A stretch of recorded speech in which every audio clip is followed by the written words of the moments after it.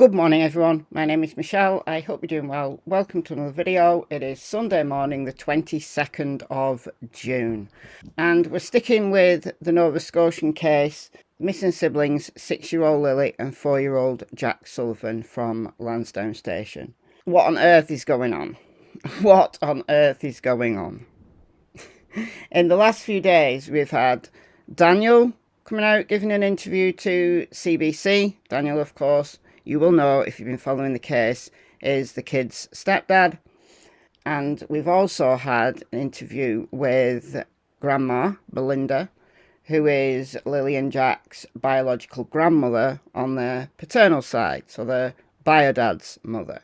I think above anybody who we've heard from so far in this case, I think Belinda is the most sincere. That's just my feeling, my sense I get from Belinda. But everybody else, I'm sorry, I just don't believe them.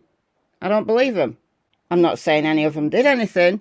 I'm just saying I don't believe anything that people are saying, including the guy Durwood, or Darren, as we now know him. I've given what he said the time of day over the last couple of videos because there's certain things that don't ring true to me, that give me massive alarm bells, and therefore it's time to look outside the box. It's time to think, hold on a minute, let's look at this case from as wide an angle as possible. But the things that Darren has been saying, I know from my comments. I'm going to show you some of the comments that people have said to me later in this video. I would say those who have already believed that either Daniel or Malia have done something to the children, not murdered them, but disappeared them in some way, have been inclined to take what Darren has said and not necessarily believe it, but like me, have been prepared to listen to it and take it seriously.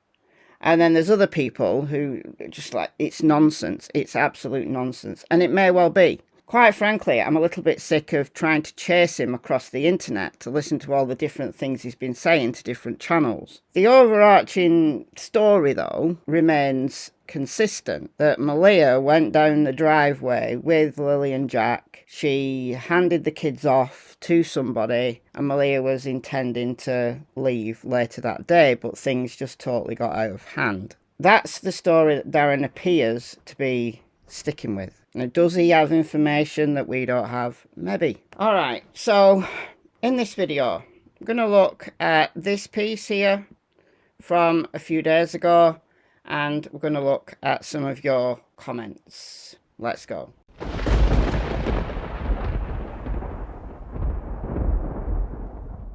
Did you kill Lily and Jack? That was the first question Daniel Martell says he was asked during a polygraph test in the case of 2 missing children in Nova Scotia. I was extremely nervous, said Martell, the stepfather of Lily and Jack Sullivan, who vanished nearly 7 weeks ago. It's over 7 weeks ago now. It's like your stress level is just astronomically through the roof and your body doesn't know what to do because it's not every day the way you're hooked up to machines in an interrogation room where someone asks you questions like that. He, according to him, passed the polygraph. The RCMP haven't confirmed that, but he said he passed the polygraph. But all the questions were around, did you hurt Lily and Jack? Do you know who hurt Lily and Jack? Well, if Lily and Jack are safe, and Daniel knows now that Lily and Jack are alive, he's going to pass the polygraph, isn't he? Because no one has actually hurt Lily and Jack. So you could look at it that way. Those closest to the children are revealing new details about a case that has captivated people across the world. Martell says he's gone above and beyond to help police with the investigation, encouraging them to search his family's property, offering up his cell phone and banking information and asking for a polygraph test. Listen, they would have took his phone and his banking information regardless. And they would have searched the property regardless. If those things weren't done voluntarily, they would have just got warrants for it. So there's that. The stepfather is always a prime suspect right off the beginning. That's true. About 3 weeks ago, he sat in a large chair and had sensory pads placed under his forearms, buttocks and feet as part of a polygraph test. He said all the questions were presumptive that the children were no longer alive, such as, are you accessory to the murder of Lily and Jack? So if they're all about Lily and Jack being dead, which is what RCMP said they believed from May 7 onwards when they scaled down their searching, they seem to believe that Lily and Jack are dead, but there's something that really jars with me.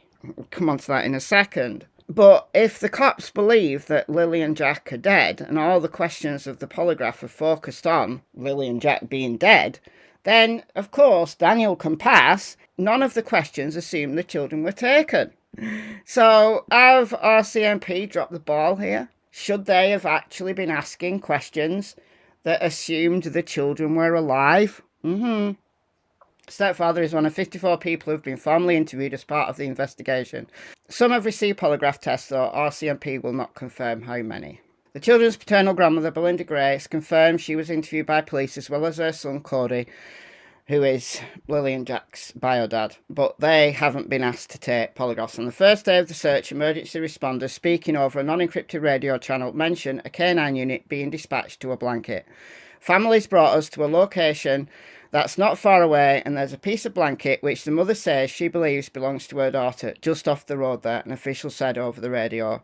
Martell confirmed it was a piece of Lily's blanket, although he told the news on May the 6th that this wasn't Lily's blanket. Now, we're hearing, the chatter across different YouTube channels by Darren is that blanket was potentially planted by Malia's family, because it was Malia's family who apparently found this piece of blanket.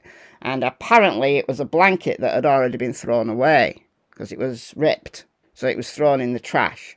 So someone's got it out the trash, taken it away down the road and planted it. I don't know whether that's true. These are the things that are being insinuated. This is why it's just complicated. Also, Darren Stroke Durwood has said that Malia took a couple of Daniel's sweaters when she left, and Daniel's scared that those are going to be planted to look like Daniel did something. There's more evidence than what the public knows, but I can't elaborate on any of that. He did say it was found on Lansdowne Road near the location of a child-sized boot print that was discovered around the same time by searchers in the area of a pipeline trail just over a kilometre from the children's home. So it's a pipeline trail and it's on Lansdowne Road. It crosses Lansdowne Road, and that's where the blanket and the child's boot print was found. Were they planted? I don't know. RCMP refused to answer questions about the blanket. However, the force did confirm the boot print was believed to be child-sized. But they dispatched the dogs, and the dogs didn't follow anything. The dogs didn't track anything.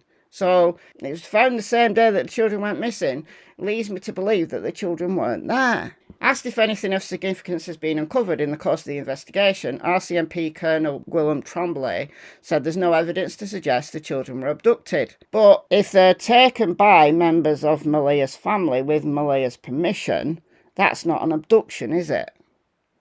He also repeated what the Mounties have said all along, that every missing persons investigation is considered suspicious until they have reason to believe otherwise. Okay, so we know all of that. They've had 500 tips. Whether it's a tip that indicates that there could be something that happened elsewhere in the province, elsewhere in the country, we have to follow up on those investigative tips to rule them out. And to this date, we haven't had any confirmed sightings. The last time the children were seen was the day before, on May the 1st, and that was in New Glasgow. The investigators don't see me as part of the disappearance, said Daniel. Okay. They know he doesn't have anything to do with it. Yet he lied. He lied. If Malia took the children down the driveway and were picked up by somebody, then Daniel saying that Malia was in bed next to him is a lie. Unless what has been intimated on some channels, that Malia got up early, called in school to tell the school that the children weren't going to be in school that day at 6 o'clock, and then she was up and about, and then she got back in bed. That's when Daniel realised that the children weren't there. However, Daniel said that he saw Lily multiple times, that Lily came in the room multiple times and he heard Jack in the kitchen. So when was that? I don't believe any of these people. It's like liars to the left, jokers to the right. Stories changed too many times. Inconsistencies that just should not be there. That's Amy Hansen, the lead searcher. She believes that the children are in the woods. She believes that they just haven't found them yet, which could be true. She said searchers weren't just looking for the children, but also clues. Clue sensitive is what we call it. They're clue finders.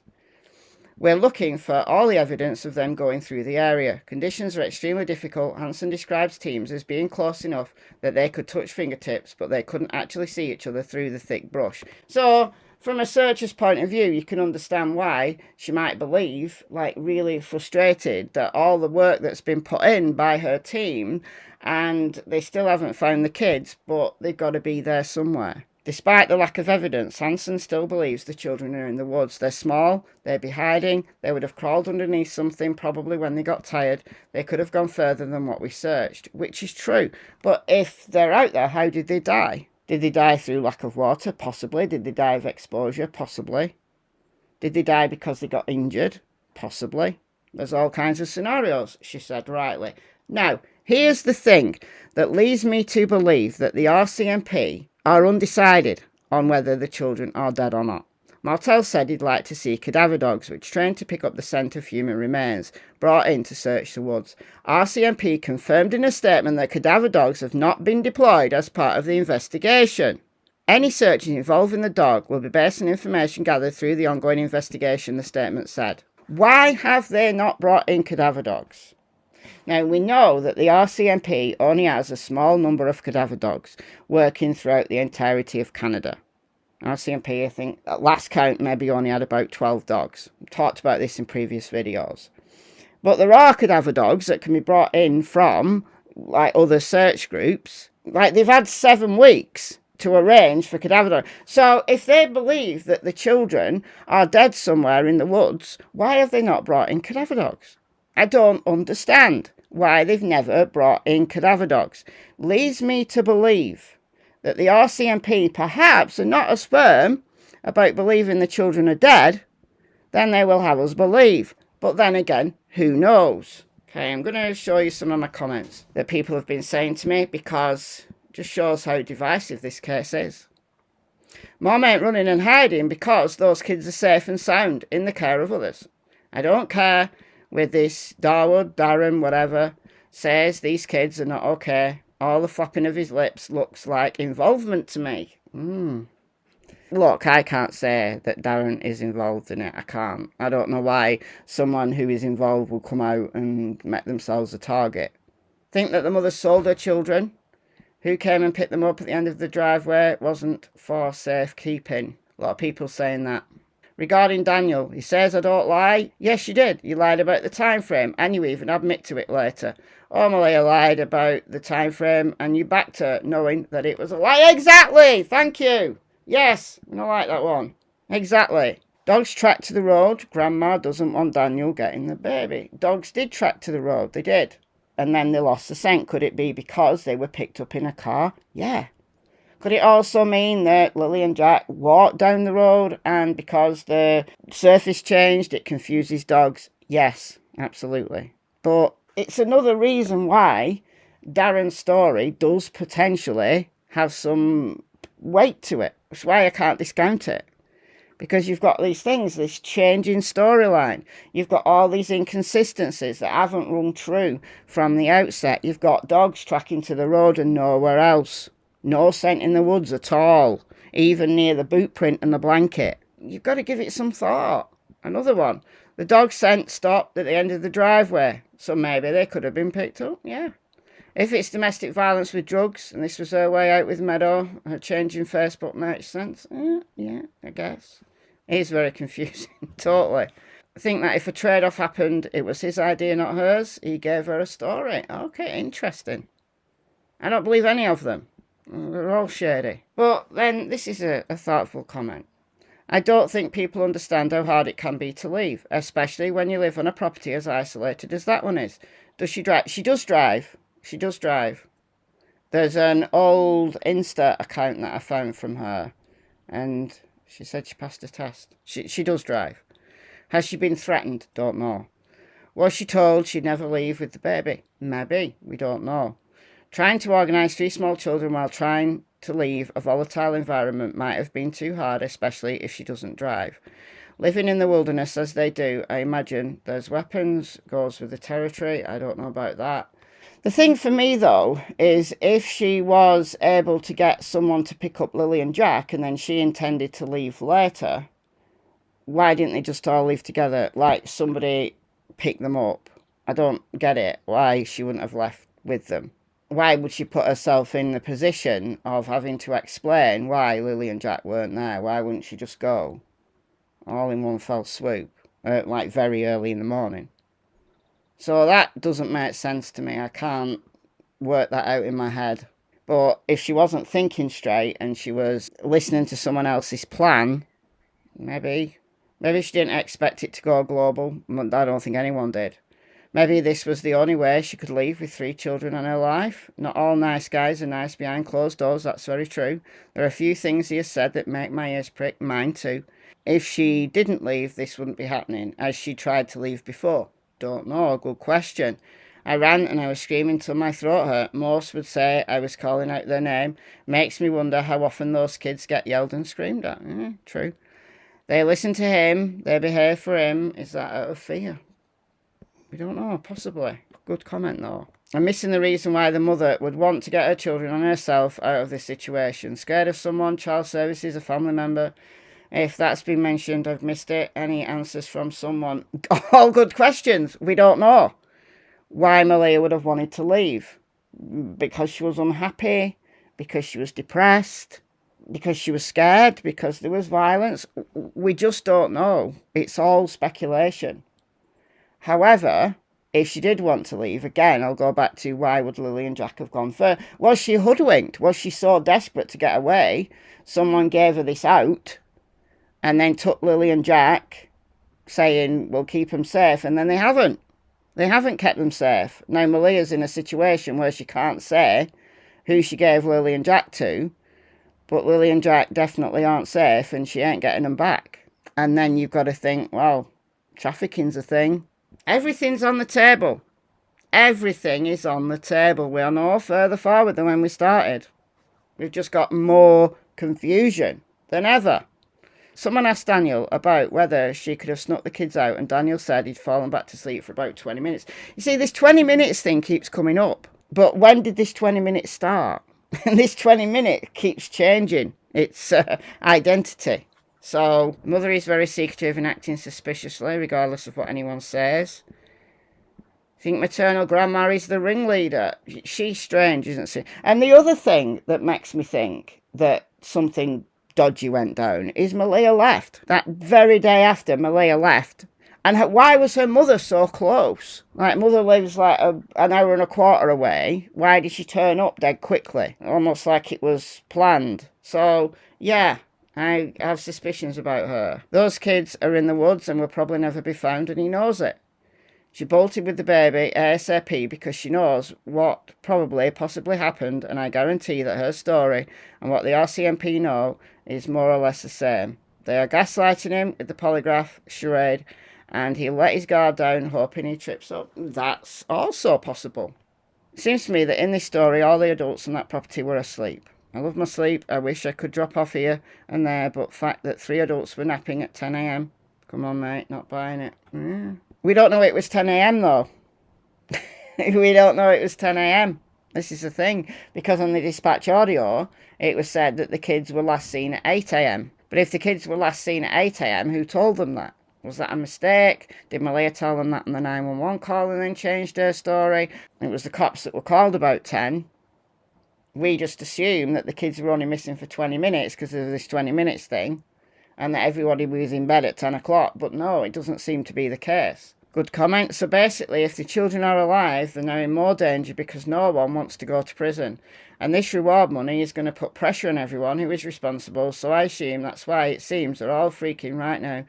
Time is of the essence. Absolutely. Totally. Michael by day, Michelle after dark. Okay, cool. Another big question is why they don't incriminate each other, since their stories and timelines don't match. This is crazy if they're not in it together. This is the thing. If Daniel at least has no idea what happened, why has he lied from the beginning? I've listened to all the interviews with Darewood. Well, I've been following him around the internet. I'm not sure I've heard them all, though. A large screaming red flag to me. No one's asking about him. If Malia organised a safe pickup by her girlfriends of the children to transport them to a secure location. Why, oh why, would she be screaming out for an Amber Alert? Good point. When those women and children were still in transit. Remember, the RCMP and search teams were on the scene much quicker than anyone expected, so if she knew the kids were safe, why would she insist on an Amber Alert which could potentially have caught her friends in the act? That's a good question. Very good question. Personally wish people would stop quoting her cousin, so Dare would stroke Darren. I'm sure he's a nice person, but his rant sounds like a person who has mental health issues. He's kind of all over the place with theories and assumptions. I think, to be honest, if he is not just coming out with complete lies for reasons of his own, a lot of what he's saying is just his theory and his opinion. I don't think anybody knows, or at least no one that we've heard from at the moment knows. We don't know what we don't know. Again, very possible that Daniel is covertly very narcissistic.